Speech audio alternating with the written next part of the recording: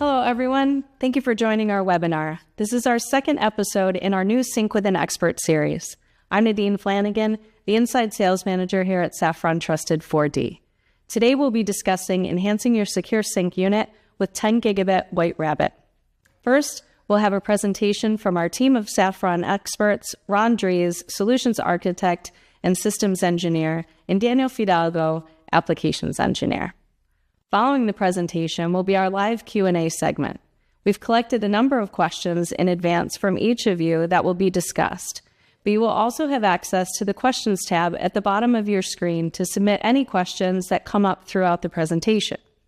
Some questions may require more in-depth response and may require further follow-up after the event. There will also be polls that appear throughout the presentation within the chat to help us gain a better understanding of your application needs. And finally, if you're disconnected at any time, you can use the original link sent to you to reconnect. And as always, we'll be recording the discussion for our on-demand version, which will be available following the event for anyone who is unable to attend. The on-demand version can be used to rewatch the presentation and Q&A after the event. It will also be on our event page for those who have not registered. And once again, thank you for joining, and at this point, I will pass it over to our presenters. Thanks, Nadine. Hi, everybody. Welcome back to the second episode in our Sync with an Expert webinar series. Today, I'm joined by my colleague, Daniel Fidalgo. Hello, everybody. I'm super excited to speak about the option card, the Rocks card. Perfect. Thank you. So today, we're going to cover a new product offering in our catalog, the White Rabbit option card. So last time, in the first episode, we covered kind of all of our timing products at a high level in our How to Choose a Saffron Timing Solution segment. This time, we're going to focus in on a new product, the new option card that goes into the SecureSync 2400. We'll cover what it is, why it may be interesting for different applications. We'll go into some details about the option card itself, some requirements on the SecureSync side. We'll move into the protocols that are supported and some updates that we have there. And then we'll cover at a high level and in some depth, we'll say, on how to manage the Rocks card. And then we'll finish up with use cases and applications, theoretical ones that you can use the White Rabbit option card with, and how it being installed in SecureSync can be beneficial. So typically, when we talk about White Rabbit applications and architectures, you will see that and as we talked about in the last episode, we have our timing reference layer, followed by our distribution layer, and then coming into our end nodes. So those are the devices that will receive the final timing signal and then discipline to them, or time stamping, or network devices that will be synchronizing to that time. So the SecureSync 2400 is typically found in the reference layer, synchronizing to GNSS, disciplining to that time, and when combined with a White Rabbit product, is typically outputting a 1 PPS and a 10 megahertz signal for the Z16 in this case to lock to. So the Z16 will use the 1 PPS and the 10 megahertz for outputting White Rabbit as well as PTP. And then to downstream devices in the distribution layer, which will then convert that signal into another format, potentially for the end node to utilize. This method requires an additional U of rack space for the Z16 itself. Typically, those will be placed close to the SecureSyncs, and that also would require additional coaxial cabling. So as we start to talk about the White Rabbit option card, one of the major benefits of having it installed in the SecureSync itself is that we no longer necessarily need to have that 1 U of rack space or that extra cabling. We can now do it inside of the SecureSync and keep one solution. From there, I think, Danny, I'll hand it over to you to kind of give an overview about the White Rabbit option card, some of the details about it, and go from there. Sure. So once we understood the benefits that the ROX card give us, it's also interesting to understand which options we have with the ROX card. So basically, if we speak about part numbers, we have the 120458, which is the 1 gig option card, and then we have the 120459, which is the 10 gig option card. We would be choosing one or the other depending on the rest of our network, the deployments requirements, and what the rest of devices need. So in case we are connecting the SecureSync with the White Rabbit portfolio, with our current White Rabbit portfolio, we would need the 1 gig. But if we want to use the SecureSync with other devices, we can choose the 10 gig. Both option cards are 2-slot option cards, which means that we need to have them installed in a 6-slot SecureSync and with a maximum of 2 option cards per system. So one would be in the 3rd and 4th slot, and the other one would be in the 5th and 6th slot. Per option card, what we are going to achieve is 4 extra interfaces that can be used for management or for timing, and this would give us a total of 8 interfaces per system using two ROX cards. So Ron, do you want to speak a little bit more about the protocols? Yeah, absolutely.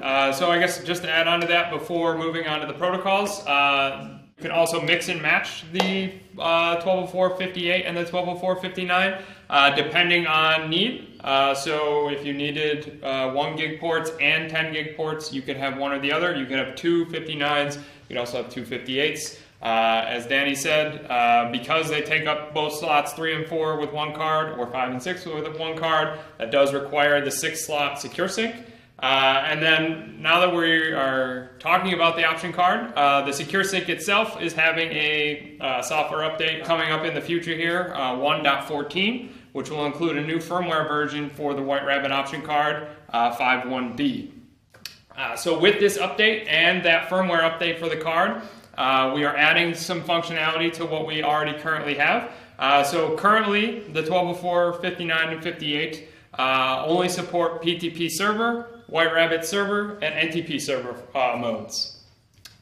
With this update at 5.1b, we are now able to do PTP server and client, as well as White Rabbit server and client, in addition to keeping the NTP function. So what this now allows is for a SecureSync with a ROX card. So if we take the 120459, you can now have a point-to-point link between a SecureSync with the 10 gig White Rabbit option card directly connected to another SecureSync with a 10 gig White Rabbit option card doing White Rabbit. We can now also connect into networks using the 10 gig interface. So now we can supply 10 gig PTP as well as 10 gig NTP. For those applications that the network is now have been upgraded from 1 gig and they have 10 gig switches and 10 gig interfaces, we are now able to directly connect into those and provide network timing. Coming up, we will show a simple diagram of a potential use case using 10 gig. But now with this update, we're adding some functionality, providing some new opportunities for the White Rabbit option card going forward. And now with that, we will want to cover how you manage the White Rabbit option card, how do we configure these, and what does that look like in the SecureSync? Yes.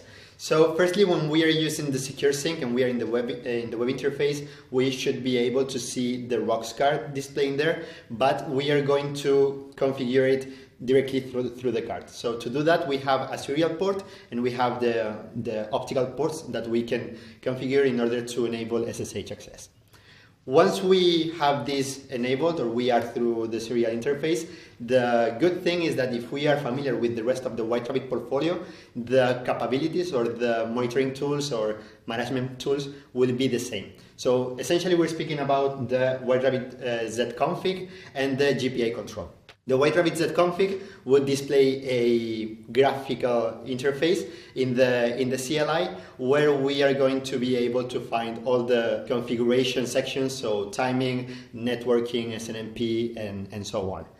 And then with the GPI control, we are going to be able to do it directly from the CLI, so without graphical interface. But this also helps us if we want to automate any kind of action, or if we want to use scripting to configure the rocks card.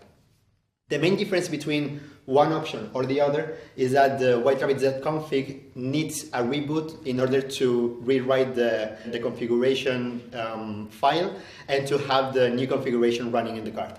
Whereas for the GPA control, we can apply persistent and not persistent configurations, so we can reboot the card or don't reboot the card depending on the necessity. So basically, yes, we have the general networking, we have the timing, and everything that we can imagine can be done with both options. In the future, this configuration will be integrated in the SecureSync web interface, so it will be used as any other option card that we have currently.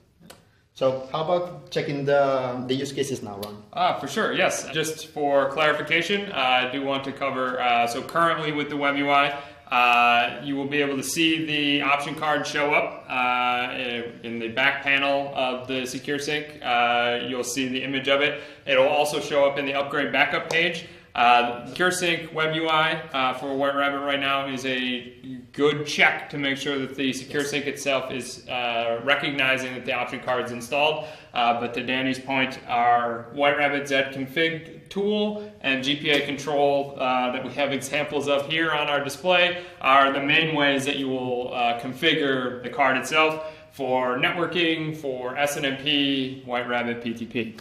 Yes, so the first application or use case we'll talk about is for use cases or applications that have a 10 gigabit network requirement. So in modern networks, automation is becoming par for the course in a lot of applications. The demand for 10 gig operation is rapidly increasing as operators and networks are upgraded for higher bandwidth, lower latency.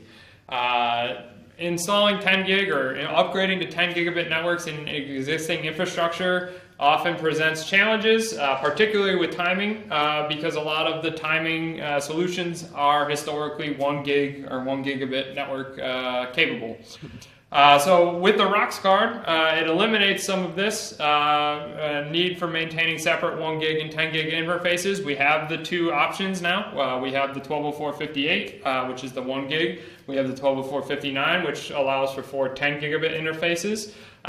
We can also have one of each in a SecureSync 2400 to support multiple different networks, different interfaces as needed.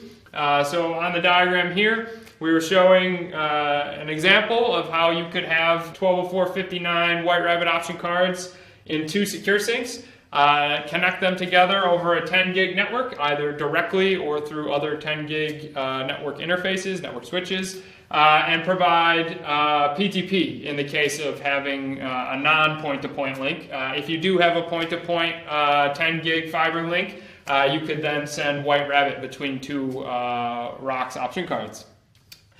So the idea here is that with the ROX option card, or the WhiteRabbit option card, we are now able to interface with the networks and the devices that are already there. We're able to support legacy network interfaces as well as provide 10 gig interfaces for newer upgraded networks.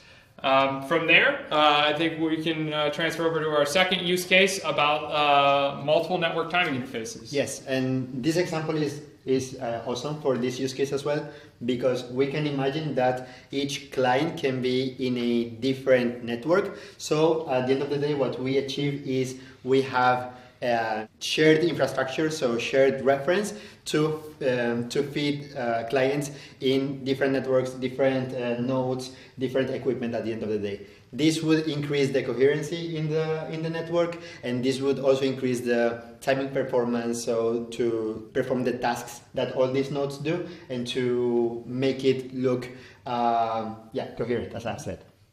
Each option card gives us 4 interfaces, so we can, for example, say that each interface would feed a different network. So with the same unit, with the same device, our possibilities are higher because there are a lot of clients that can benefit from the reliable reference from the SecureSync.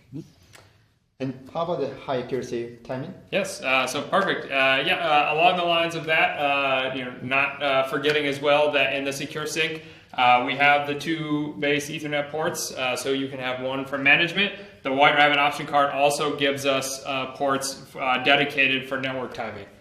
So now it gives us more options, as Danny was saying, to provide network timing to different devices. And so the third and final use case that we want to cover, rolling into that, is high accuracy time distribution. So with a ROX option card inside of a SecureSync 2400, you could potentially designate a port to providing a White Rabbit signal to another White Rabbit client. And then as long as it is point to point, we'll have that high accuracy time distribution.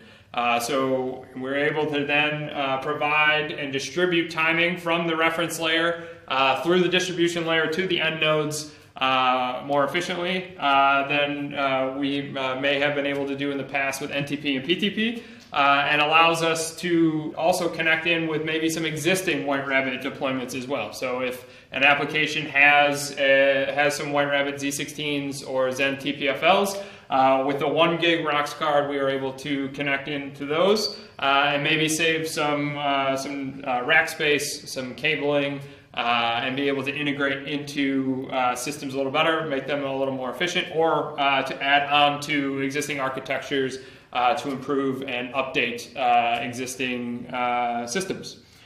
So from there, those were all of the use cases that Danny and I wanted to cover today. So Danny, I appreciate your help and support. Thank you for joining me today. Thank you. We're now going to get ready for the live Q&A portion of our webinar. So I will hand it back over to Nadine, and Danny and I will get ready for answering some questions. Thank you. Thank you.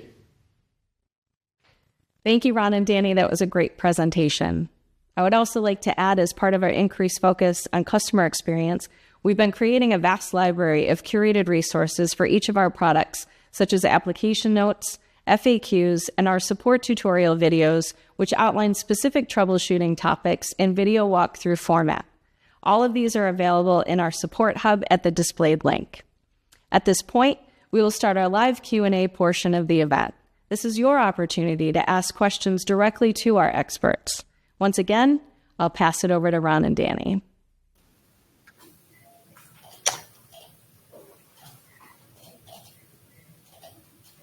Awesome. Thank you, Nadine. All right. So Danny, here we are. We're going to start going through some of the questions that we've been asked. Thank you all for taking the time to listen to our presentation. Thank you for all the questions. We will try to get through as many as we can in the remaining time. And hopefully we'll be able to answer some of those questions that you have. So the first one, Danny, that we have is on the ROX card. The question is, if you only have one ROX option card, does it matter if it goes in slots 3 and 4 or slots 5 and 6? Are there any restrictions? So for the SecureSync 2400, the main restriction is that it requires that 6-slot chassis.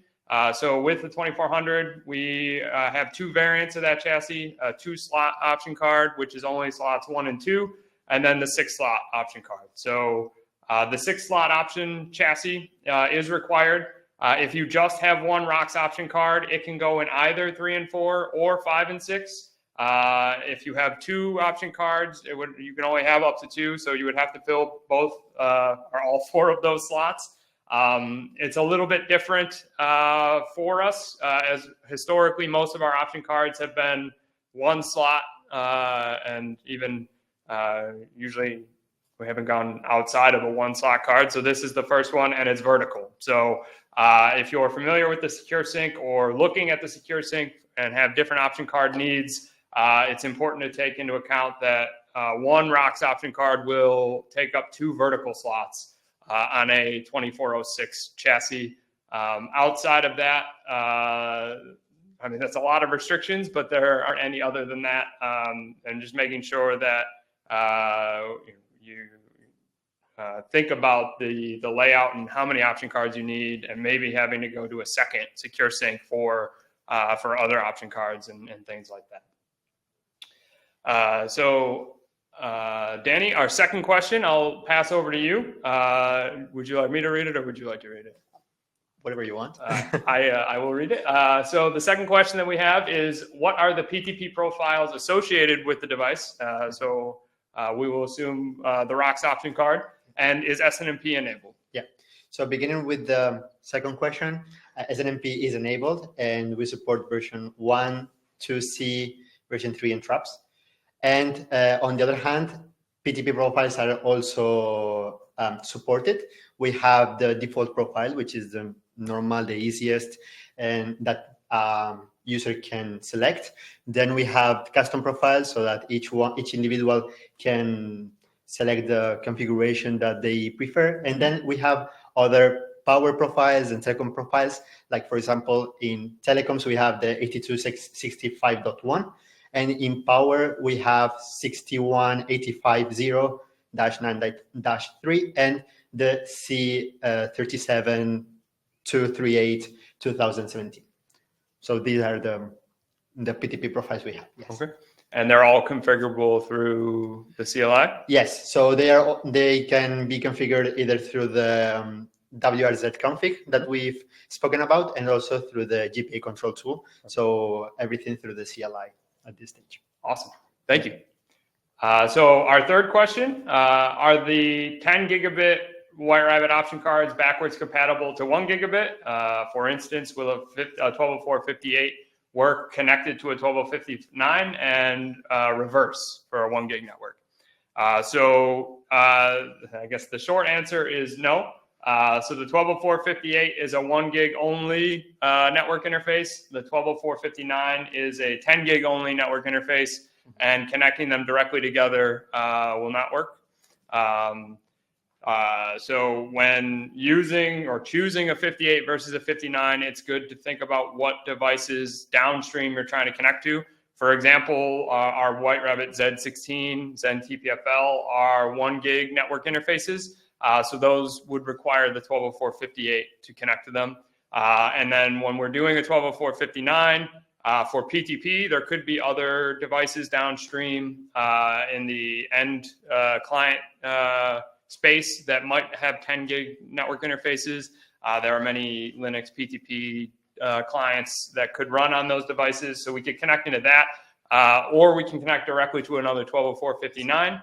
And then do White Rabbit PTP for NTP, similar to the PTP response. There's NTPD, there's Crony services out there that could be running on machines that have 1 or 10 gig NICs, network interfaces. I apologize. So it's always good to know what is downstream, what you might have to connect into, and then go from there. So our fourth question is on the web UI for the ROX card. So the question is there a target 2400 software version for the web UI with integrated management is the second question. So at this stage, we are going to introduce the management in the web UI, but we don't have a version or a target version at this moment. Mm-hmm. So it will come in the future. Yes, it is in process right now. It's on the roadmap. We have a poll question up that I hope all of you were able to respond to help give us some feedback on that integration. That'll be helpful for us to know and see kind of the demand for that functionality. We know it's needed, but it's always good to cement that. So. Okay, let's see. Question 5. So we are interested in ways of achieving PTP or White Rabbit levels of time synchronization over wide area networks, spanning over wide geographical areas. Are there any proven or tested methods in achieving that? So yes, we do have the ability to distribute White Rabbit levels of time synchronization over wide geographical areas. Although this does require point-to-point fiber optic links. So typically when we're working on an application that is looking at the sub-nanosecond level of timing, we start looking at Z16s, the Zen TPFL, but we need to know kind of fiber infrastructure, network infrastructure. To achieve those levels, there's a lot of factors that need to come into play. White Rabbit needs to be throughout all the way till the end node where it gets converted into a different timing signal. We covered some of those discussions in the last webinar. And then we do have, and I think we are showing in the chat, a link to a case study that is on our website showing an example White Rabbit distribution that went from New York to Chicago. It is an example. That proved the sub-nanosecond distribution. But again, every application is going to be slightly different. It's good to kind of take those on a case-by-case basis and work through and find out what all of the,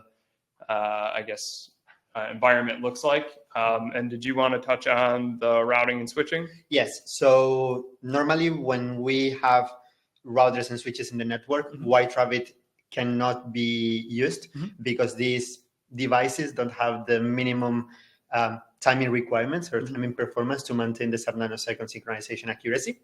But although they are not possible, there are other options like using multiplexers or some kind of optical routing that can be compatible with White Rabbit and can ease the deployment of the technology in wide area networks. Perfect.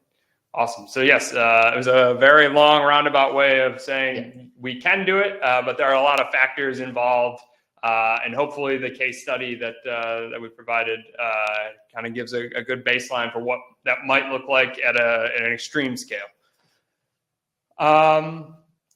Next, I think we're on question 6. The White Rabbit protocol. Is it similar to G8275.2? Does it work in a physical layer or an IP layer? I think yes. So although both protocols, or let's say White Rabbit protocol and this PTP profile, are based on PTP, we can say that they are not the same. They have some similarities. For example, they both use synchronous Ethernet to achieve the good performance in timing distribution. But then there are a few differences, like for example, to distribute White Rabbit, as we've said already, we need that every device in the network is White Rabbit compliant, and that could get locked to that reference. Whereas one of the key advantages of this PTP profile, the 8275.2, is that you can have non-PTP devices in the network. So this is one of the differences. And then the other difference is in terms of physical layer or IP layer, part of the question. So the 8275.2 is purely IP layer, only IP. The physical layer is not possible.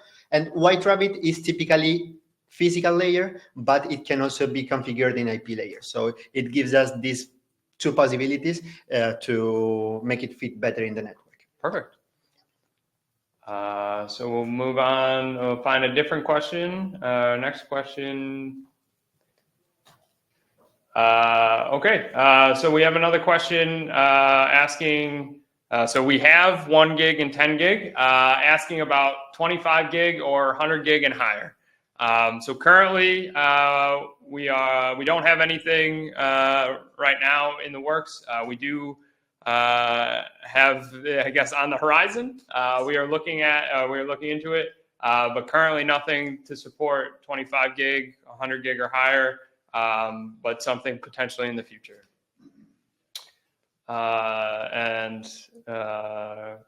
think moving on to the next question. Let's see. We're getting a lot of them.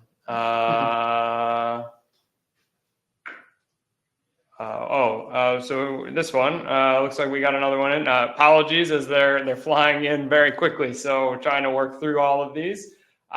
So this question: why do we need both White Rabbit primary and White Rabbit secondary? So it's not necessarily required as long as you have a server and a client to distribute time point to point and then to distribute it out to those clients. Typically, when we talk about primary and secondary White Rabbit devices, we're talking about redundancy. So in the previous webinar, I seem to reference that a lot. In the previous webinar, we talked about the SecureSync, how it can sync to GPS. GPS is great. It's used everywhere, but we have potential for antennas on roofs to become damaged due to lightning or debris, things like that, or cables to be cut or things like that could happen. And so if we lose GPS, then we're always wondering what is our backup, our redundant option. So with White Rabbit, because we can distribute time over short distances, long distances, we have the ability to set up a Z16 or use a ROX card to connect two SecureSyncs together. And if we have one as a primary, if something happens to that, we can feed time from another location, which we would call a secondary location, and use it as a backup reference to GPS. In the past, with PTP, if we do networks that are very big and we try to send PTP time over a distance, that can impact accuracy and stability. But with the ability to distribute time using any of our White Rabbit products, that gives us a good backup and a reference in case of some GPS failure or things like that. And then if for some reason both ends both sides are have an issue, then we always have that internal holdover oscillator as well. And not only GPS, it's also if there is some kind of fiber cut, an issue with the optical path or whatever, having these two references is crucial to maintain the service. Yep. Because most of times in the use cases, an outage is not affordable. So it's always needed to have at least, or always recommended to have at least two references or two reliable references in a location. Perfect. Awesome. Okay. Next question. These are all great questions. Thank you all very much. Would like to the question about the PTP inputs. So does the SecureSync have PTP inputs? And then if so, or if yes, how many? Yes. So the SecureSync itself can select, so the words I'm looking for. The SecureSync itself has two PTP inputs on the main chassis.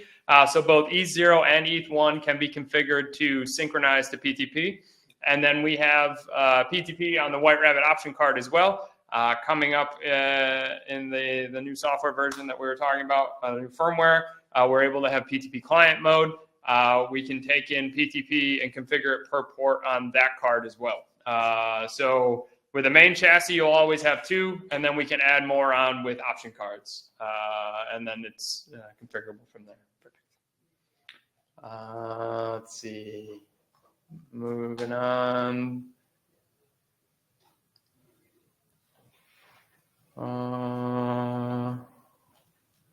Let's see. Questions.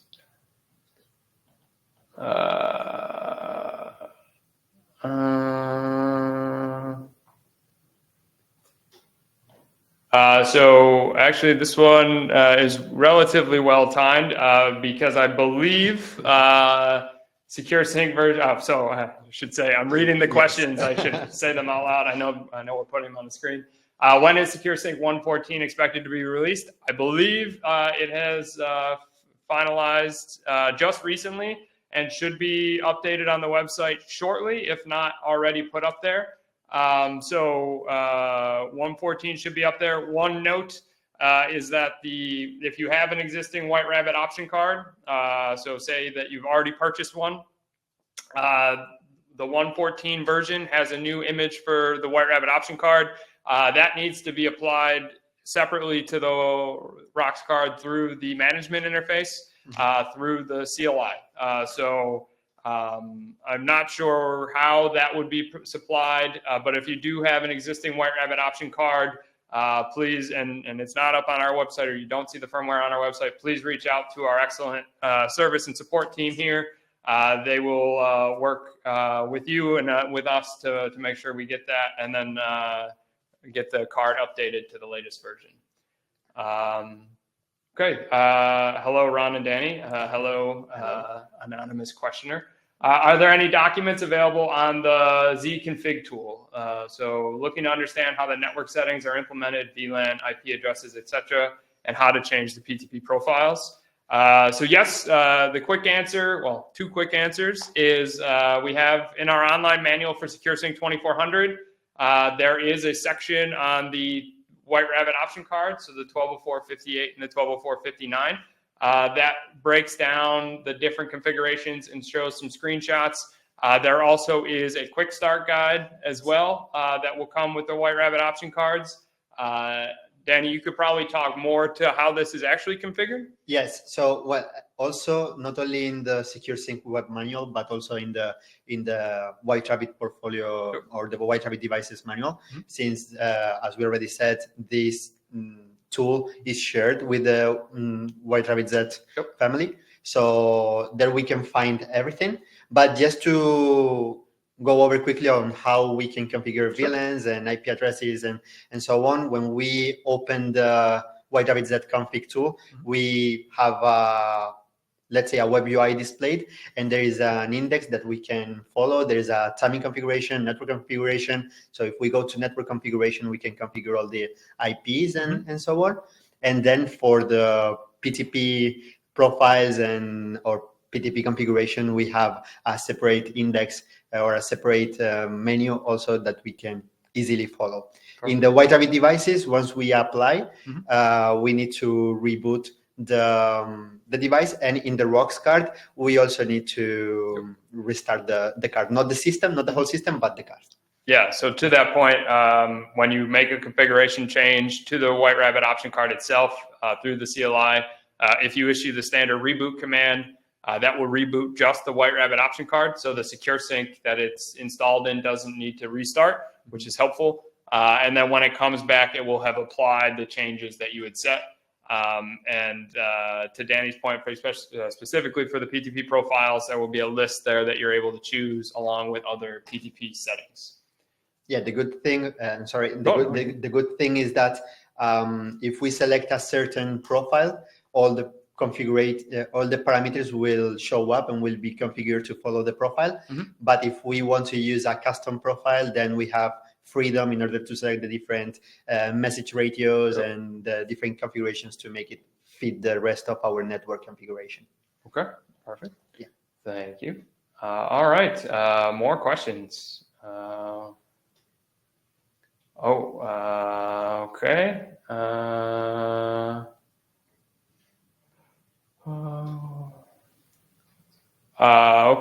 So this one, so the question, with a point-to-point White Rabbit link between two SecureSyncs, what kind of synchronization accuracy can be expected?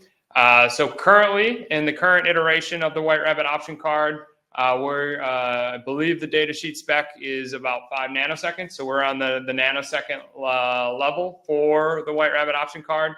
The engineering team here is still doing internal development to fully integrate the White Rabbit option card into the SecureSync itself. So we don't, there's still some development work there to get to the sub-nanosecond accuracy. But even still, the White Rabbit protocol working in the 2400 is able to achieve a nanosecond level of accuracy and distribute that over any distance. So definitely helpful for that use case. Okay, I do like a question about a SecureSync. It makes me feel at home. This question, what is the holdover that can be provided by your solution if your source of synchronization is lost? And can it be the same like a cesium? So for the SecureSync itself, the internal holdover oscillators, there are 4 types. Math is hard today. We have the TCXO, the OCXO, what we call a high precision OCXO or a low phase noise OCXO, rubidium, and then a low phase noise rubidium. So all of those range in a scale. We went into it a little bit more in detail in the last webinar episode with the TCXO having I guess a faster drift than rubidium. All of those would be a cesium in your question would be another step above our rubidium. and it's also it's also much bigger than the SecureSync itself. It's hard to integrate it inside. So for SecureSync wise, the rubidium is probably the oscillator option that has the not shortest, but slowest drift after that 24-hour period. It depends on the application, on what is technically needed by your application. There's a lot of factors that go into oscillator drift. They're impacted by temperature, pressure, shock, vibration. So our data sheet spec, I believe, after 24 hours for the rubidium is about a microsecond, something along those lines. That's not linear drift. So over time, the drift, the holdover drift can go off exponentially, and then is impacted by the environment around it. But the rubidium drift will be at a better point, or a slower drift over time as compared to an OCXO. Okay, next question. Oh, okay. So this question, if the SecureSync supports multiple inputs, does it qualify the inputs and select the one with the best quality, or selection is based on a static priority algorithm? So that's a good question. It's taking me a second to get the thoughts in order. So yes, the SecureSync has a reference priority table, and is to this question is going to function more like the second half. So the references are put into the table in the priority in which they want to be used. So typically, by default, we'll have GNSS as priority 1, and then we'll go down from there and finish on like handset time, NTP, PTP. Those priorities can be changed by a user in the web UI, depending on what references or inputs they have available. So say you're in sync to GPS, and for some reason, you're unlucky and lightning strikes the antenna. It's no longer able to receive GPS signals. What will happen, the SecureSync will then look for the next highest priority available reference in the table and select that. So say you had an iRig input, and then NTP. What would happen if you lose GPS? We'd fall to iRig, and then if for some reason the iRig source were to go away, it would fall back to NTP. If there are no other references in the table, we'd fall back on the holdover oscillator, and the holdover timeout would then start, which is a user configurable timeout for how long you would like the SecureSync to remain in holdover before transitioning to the out of sync period. For example, one of the reasons for that is you have a rubidium oscillator. It's been in sync to GPS for a very long time. It's stable, and GPS goes away. You can fall back to the holdover oscillator. While we're in holdover, we can send an alert out to let users know that something has occurred to the device, but we can still serve NTP time, for example, during that, so that other devices are able to remain in sync to us. And if the antenna issue isn't able to be corrected in that holdover timeout window, then we'll transition out of sync, and devices downstream will stop using us. I will say that we do have a function in the SecureSync, a smart reference monitor, which is taking the 1 PPS of each reference, measuring against the internal system 1 PPS, and then giving a phase error. So you can see in a graph in the web UI, in a reference monitor graph, you can see all of your inputs and their phase plotted on the same graph. So you can see GPS is plus or minus 25 nanoseconds. iRig might be plus or minus a couple hundred nanoseconds. NTP, 20, 30 microseconds. The SecureSync is able to display that. It's not used as part of its reference selection algorithm at the current moment, but we do have the smart phase validation feature that does utilize that to create thresholds for the current synchronizing reference to see if it does go out. There are many different use cases for that, and I'm probably rambling a little bit going into all of the different functions. So it was a very long roundabout way of answering that question, but there's a lot of different functionalities that we can take advantage of. Sure. Okay, so this question, as a PTP Grandmaster, do the ROX cards support both one-step and two-step for PTP? So the answer here is it supports two steps. And yeah, I mean, That's the answer. Yeah. Yes. It's on defaulted to two-step, and it is not configurable. Exactly. Perfect. So that might any downstream PTP clients would need to be able to support two-step function. Perfect. Exactly. Okay. All right. Next question.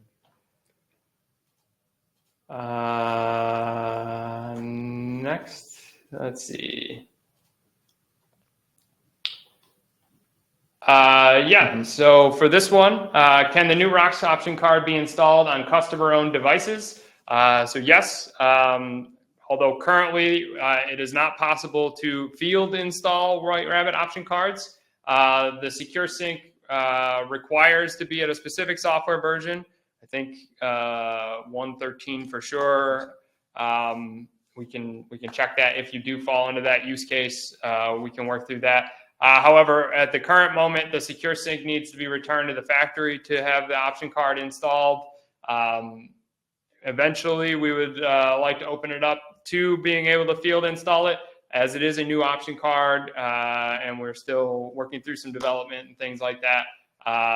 We do have that restriction. But something to keep remembering if someone wants a ROX card is that we need to remember that we have a six slot configuration in our location, and then also that we have 2 slots available that needs to be vertically so that the ROX card can fit in. So that's always keeping that in mind.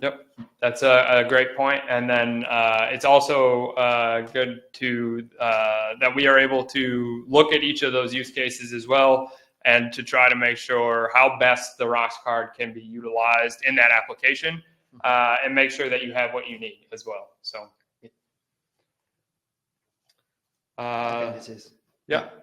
so will the White Rabbit of the ROX option card work only for direct point-to-point links, or can it also work over a network? So the thing with point-to-point or a network is that it's not let's say a limitation on the hardware. It's what the protocol itself needs to correctly operate and to guarantee the sub-nanosecond synchronization. Again, if we have switches or routers that are in the network, firstly, they need to be at least SYNC key compliant.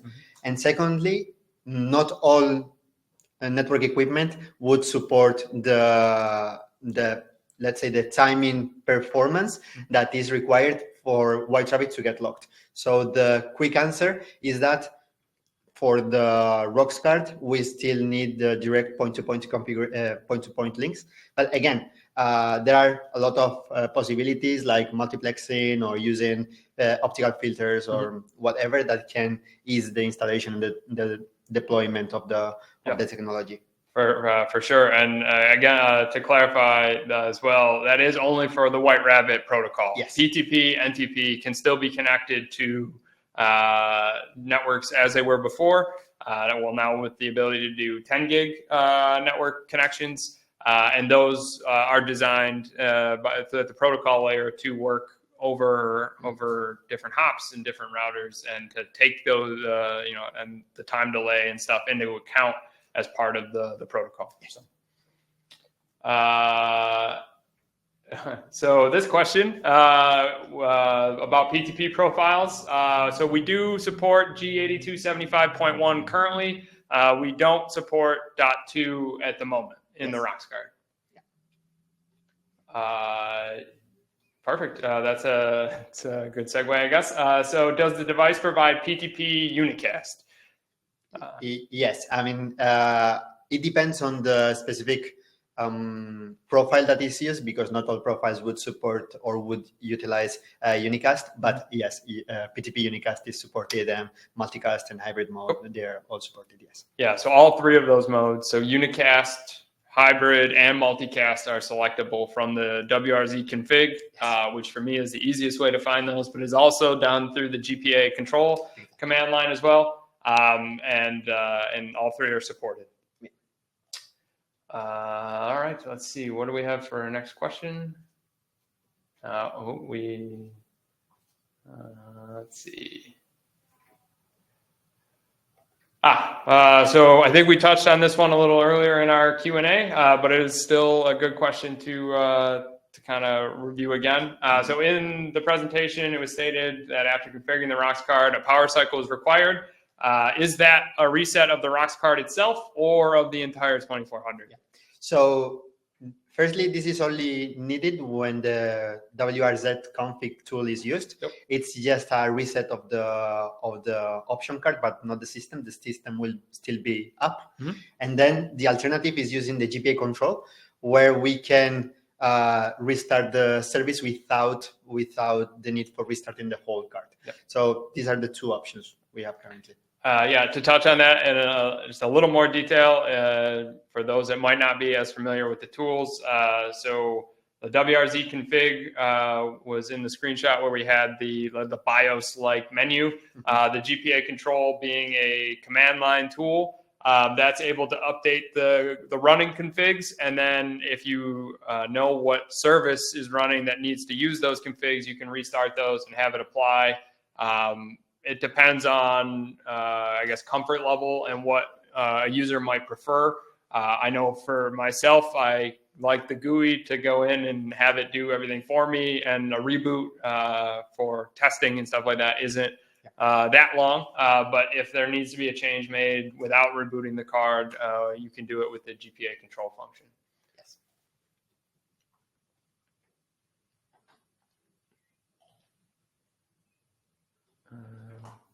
Next question.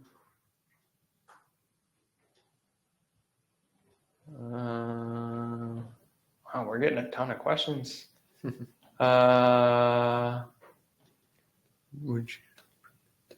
Yes. So okay. So Danny is excited about this one, so we'll go with it. So question, for wide area network connectivity distribution over fiber point-to-point links, do we need some sort of repeater after a certain length? And also, will this be dedicated fiber as well? Yes. So the quick answer is that it depends on the optical transceivers that we use, the SFPs. Normally, the distance range follows the distance range that can support these SFPs. Mm-hmm. In general, for white rabbit applications, we can use SFPs with 80 kilometers range, 120 kilometers, and 160 kilometers without repeaters. Mm-hmm. Now, if we have certain equipment in the network, like amplifiers or whatever, they also work, and they help to maintain the level of the signal mm-hmm. high enough to arrive in the client side.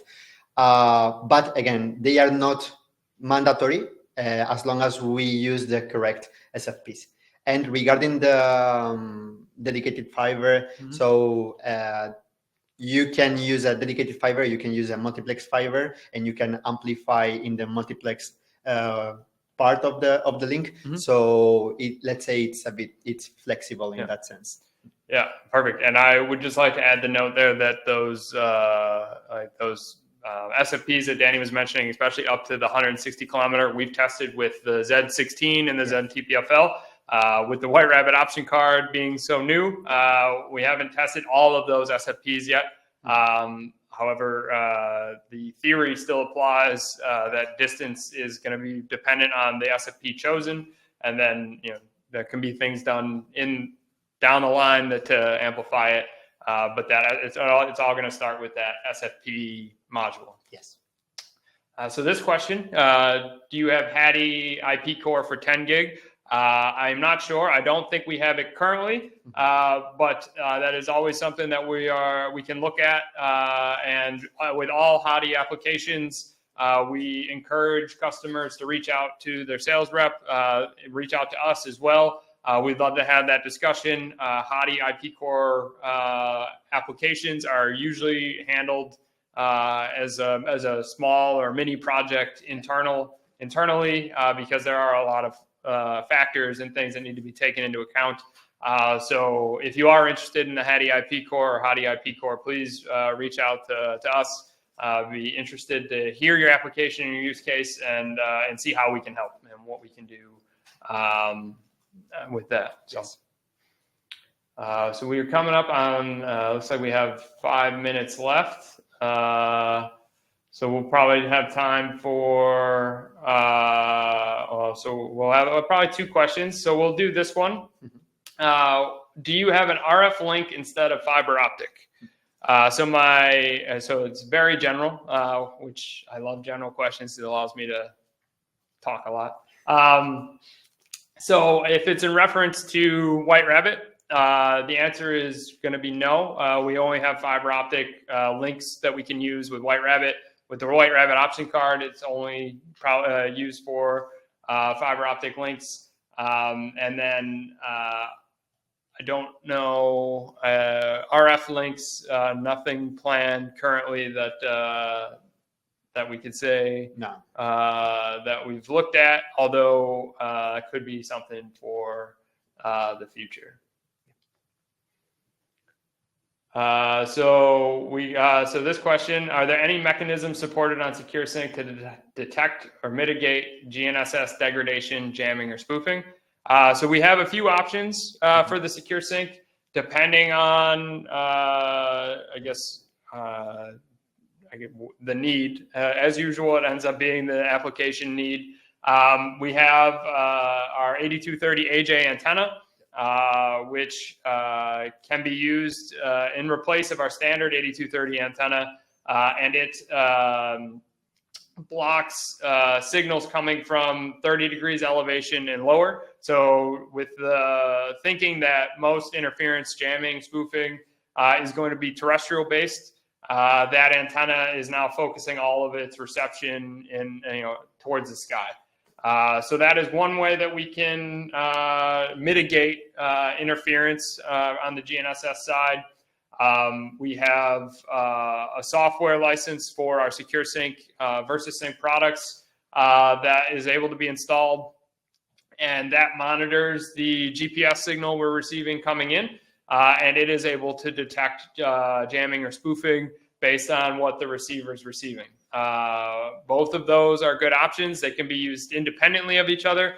However, they can also be used together. To say if an interference signal for some reason bounces and comes in through the 8230 AJ, the interference detection software running on the SecureSync can be monitoring and pick it up almost like a filter and a firewall. So those are 2 of the options we have currently that are available for SecureSync.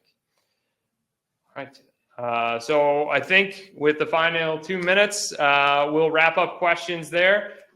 Thank you all for attending the webinar. Thank you for all of the questions. They were great questions. At the closing, we'll have a feedback emails and things. Reach out if you have any further questions or want to contact us. Danny, I want to thank you for joining me here for this presentation. It was great, and thank you for all your help. Thank you very much. It was a pleasure, and thank you for your help as well. Absolutely. All right, so we're going to pass it back to Nadine to close out the webinar for today, and thank you all. Thank you. We want to thank everyone for attending our event. We have now launched our final poll for each of you, asking if you would like to be contacted by someone from our team following this webinar to discuss more about your SecureSync and the White Rabbit option card. The screen now displays our feedback and contact details, as well as our online store URL for anyone based in the US. We hope you have enjoyed this episode of our Sync with an Expert. Thank you again for attending, and have a wonderful day.